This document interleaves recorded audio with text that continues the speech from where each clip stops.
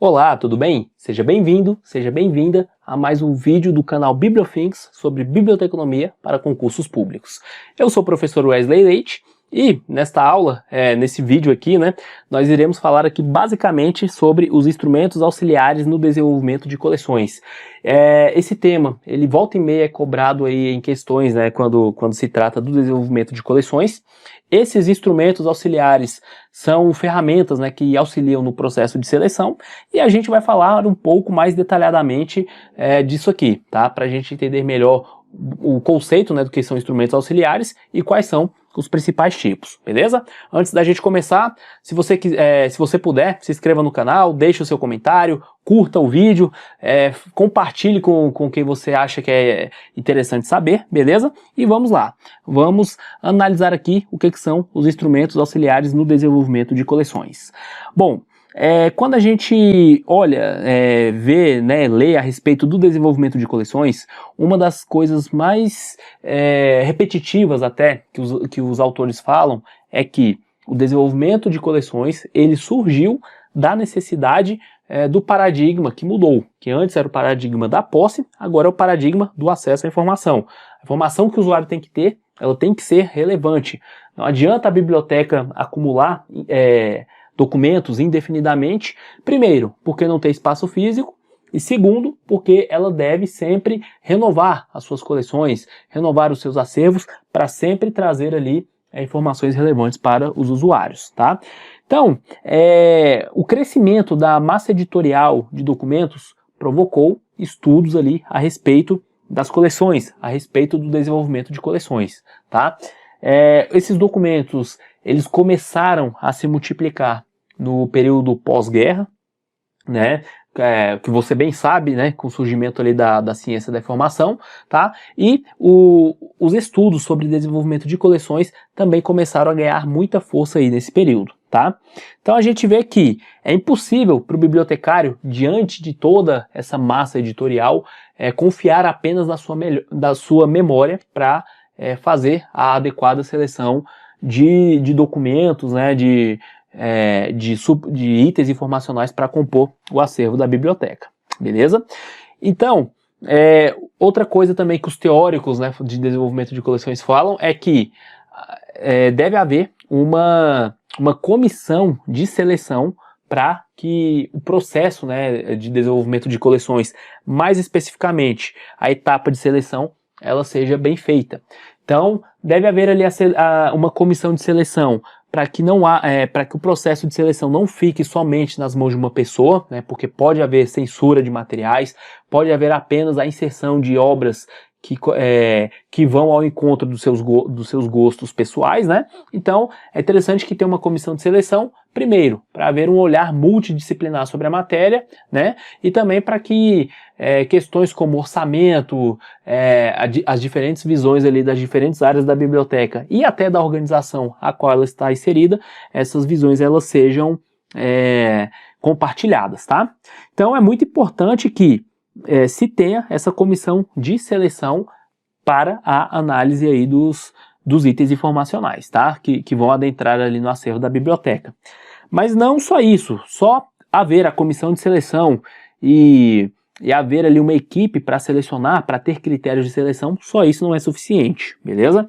Nós temos um autor chamado Lasso de la Vega, que ele diz que, além da formação da comissão de seleção, devem ser utilizados ali outros instrumentos que auxiliem no processo de seleção, no processo de atribuição de critérios para a entrada de materiais no acervo. E que ferramenta é essa? Essa ferramenta são os instrumentos auxiliares de seleção, tá? Então a gente vê que a comissão de seleção, ela faz o grosso do trabalho, a maior parte do trabalho. Essa comissão, ela analisa documentos, os seus membros propõem ideias, ela também analisa sugestões dos usuários, tá? Mas só isso não é suficiente. Então, os instrumentos auxiliares de seleção estão aí para que esse processo de seleção, as pessoas que fazem parte dessa comissão, elas possam recorrer a outras alternativas para encontrar outros tipos de documentos, outras visões diferenciadas e também, por que não, novos autores, beleza? Então os instrumentos auxiliares de seleção, eles ajudam nessa descoberta de itens informacionais, beleza? Falando aqui um pouco mais dos instrumentos auxiliares de seleção, o que são, né? Para que servem? O que significa isso? Então os instrumentos auxiliares de seleção, eles são ferramentas que auxiliam na busca de fontes informacionais. Então, caso a comissão de desenvolvimento, a comissão de seleção, ela esteja um pouco estagnada, com ideias paradas e não saiba onde mais extrair fontes informacionais para conseguir selecionar itens para o acervo, um bom lugar para se procurar isso é nos instrumentos auxiliares de seleção.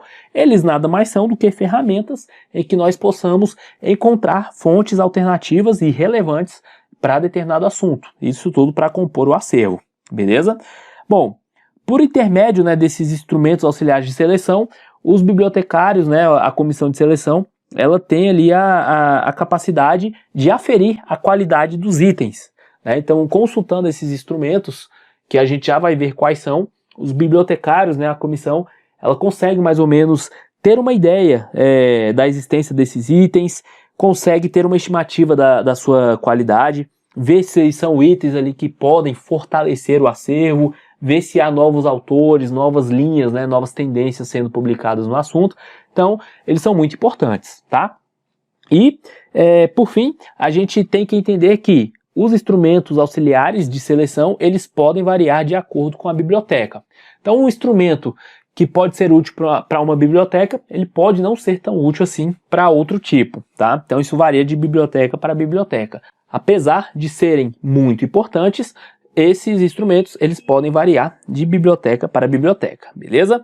Bom, a literatura, já que vimos, né, para que servem os instrumentos auxiliares de seleção, o que eles são, a literatura, ela costuma destacar 3 tipos principais aqui de instrumentos auxiliares, tá? Esses 3 tipos, eles são os mais cobrados em prova, beleza? E são tipos ali que você deve ficar muito ligado para entender, porque muitas questões, principalmente as de múltipla escolha, elas jogam diversos nomes ali nas alternativas e perguntam qual deles são os instrumentos auxiliares de seleção, beleza?